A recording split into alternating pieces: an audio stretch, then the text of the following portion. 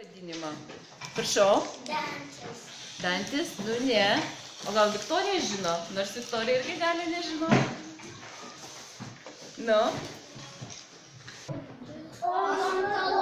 Odontologas, teisingai. Žiūrėkit, aš visiems po truputį nešiu ir jūs vėl kelkite rankutės.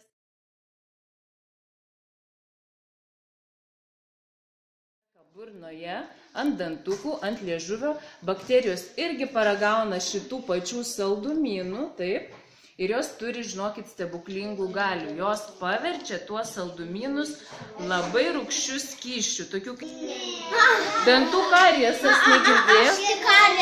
Tai va tas dantų kariesas sugadina dantis. O atrodo labai gerai dantim, taip?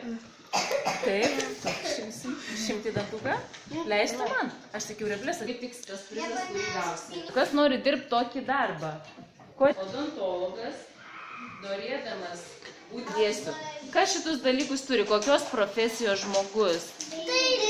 Dailininkas. Odontologo. Kaip jūs galvot, kasgi čia per daiktai ir kur jie naudojami ir kokios profesijos žmogus naudoja šitus?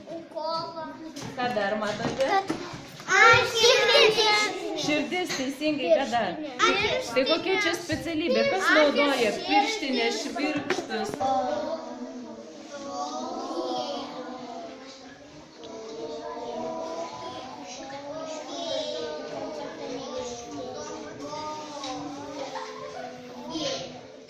Todėl, kad reikia labai stengtis. Teisingai.